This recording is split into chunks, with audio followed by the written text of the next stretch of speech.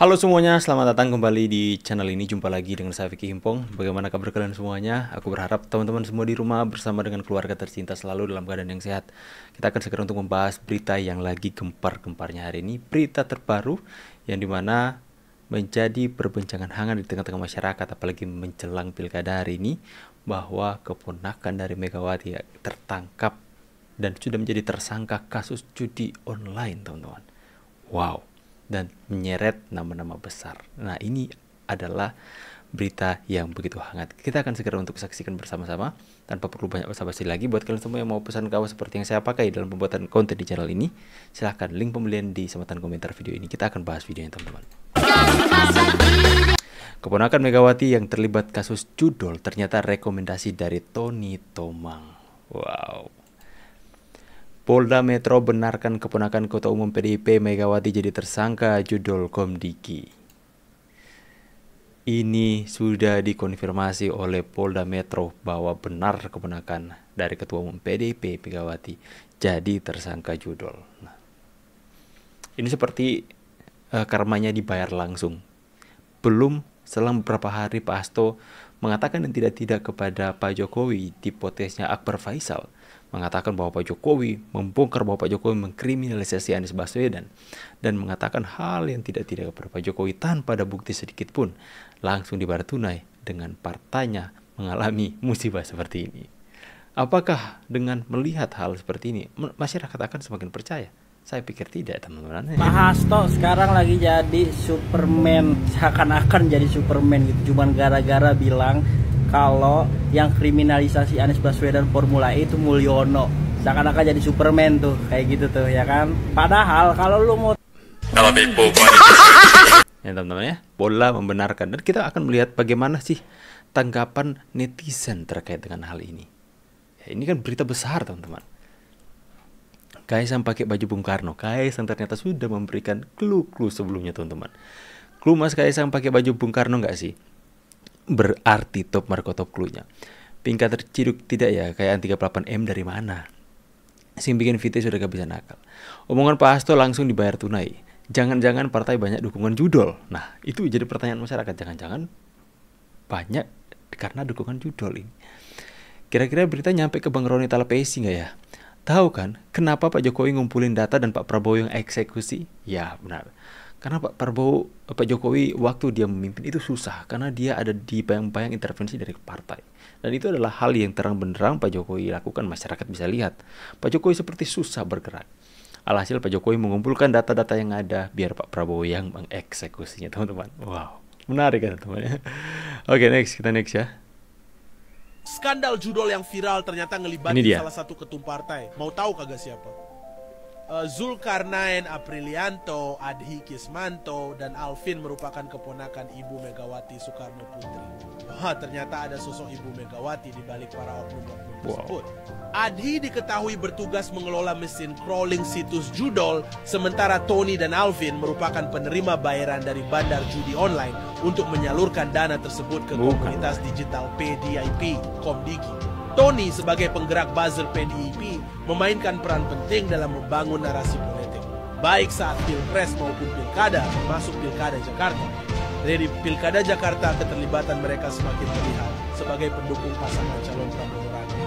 Bahkan Rano juga pernah terlihat foto dan makan bersama. Fakta-fakta sudah semakin terlihat spekulasi dana ilegal. Melihat berita-berita ini yang terjadi dalam kubu PDIP seperti sudah terbongkar semuanya, apa kalian gak merasa bersyukur hari ini Prabowo Gibran yang terpilih? Kalian bayangkan kalau misalnya PDIP mencetak hat-trick dengan 3 kali kemenangan di Pilpres. Kalian tidak bakalan tahu, tidak bakalan terbongkar mereka ini, teman-teman. Kalian kebayang gak betapa ngerinya ketika 5 tahun lagi mereka memimpin? Untuk saja Ganjar Mahfud tidak terpilih. Saya berterima kasih kepada rakyat Indonesia yang sudah memilih Prabowo Gibran. Kita sudah satu hati sama-sama menyelamatkan bangsa ini.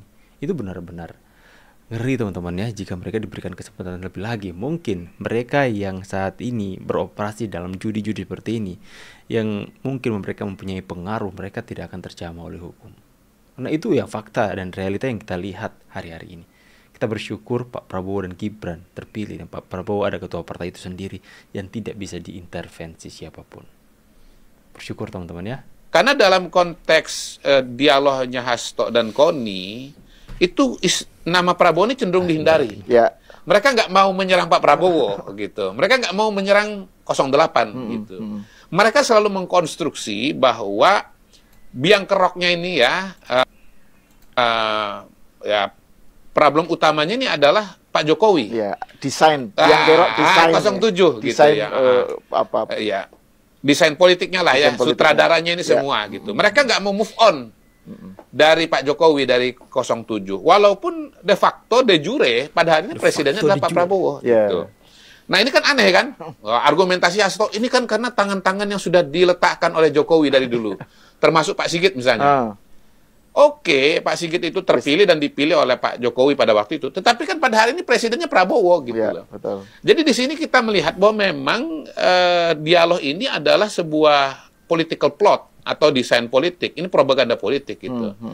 Yang salah satunya lagi adalah untuk ya istilahnya mengadu domba Prabowo dengan Jokowi gitu. Mereka they want to make friends with Prabowo dan mau menciptakan enemy-nya adalah Jokowi gitu. Iya. Karena dalam konteks dialognya Hasto dan Koni itu 10 tahun PDIP mimpin, kemiskinan Jateng tetap ekstrim, era banteng sudah berakhir. Saya bertekad untuk memimpin pemerintahan yang bersih. Dan saya bertekad untuk mempercepat pembangunan ekonomi sehingga seluruh rakyat Indonesia bisa menikmati kekayaan bangsa Indonesia. Dukungan Prabowo Subianto ke pasangan Lutfi Yassin jelas teman-teman, memberikan sinyal tegas bahwa ini adalah taruhan besar untuk perubahan Jateng. Setelah lebih dari 1 dekade di bawah pimpinan PDIP, kita tahu Jateng justru malah terjebak dalam kemiskinan ekstrim yang sangat sulit ditangani. Banjarnegara misalnya jadi simbol kegagalan dengan UMK terendah se-Jawa. Selama ini PDIP lebih sering dikritik sibuk manfaati taktik adu domba ketimbang hadiri solusi nyata. Misalnya akun propaganda kayak Pak Ijo Jateng di TikTok, walau sekarang akunnya udah hilang, tapi masih ada beberapa akun lain yang jadi penggiringan opini. Misal akun John Deminang dan anak _Ogi yang diduga terkait sama tim ses Andika Hendi. Jelas teman-teman, ini adalah contoh gimana informasi menyesatkan malah dipakai buat manipulasi opini publik, bukan yang perbaiki kondisi rakyat. Strategi ini malah justru memperparah polarisasi. Udah cukup 10 tahun Jateng terjebak dalam stagnasi di bawah era banteng. Sekarang udah saatnya masyarakat Jateng buka lembaran baru dengan pilih pemimpin yang benar-benar peduli sama rakyat. Era banteng sudah selesai. Jika Era banteng sudah selesai buat warga Jawa Tengah. Kalian ingin perubahan tidak?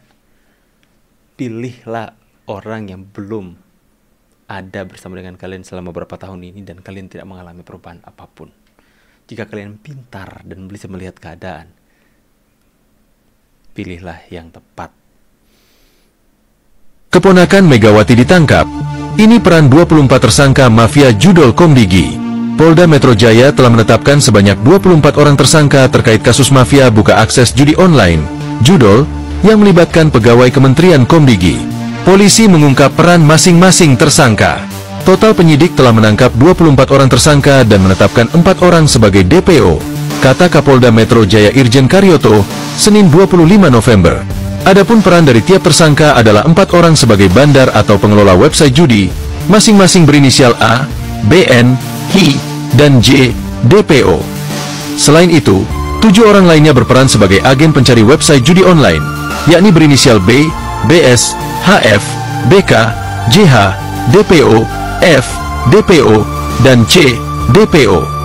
Polisi mengungkap ada juga yang berperan sebagai pengepul list website judol, sekaligus penampung duit setoran dari agen. Mereka berinisial A alias M, MN, dan juga DM. Ada juga tersangka AK dan AJ yang bertugas memverifikasi website judi online. Oke teman-teman, setelah kalian melihat berita ini, apa tanggapan kalian? Apa pendapat kalian soal ini? Ya, saya semakin yakin dengan pilihan saya ya, untuk bisa memilih orang-orang yang tidak terlibat dengan hal-hal seperti ini. Apakah setelah melihat ini saya sempat berpikir, apakah ini menjadi sarang ya?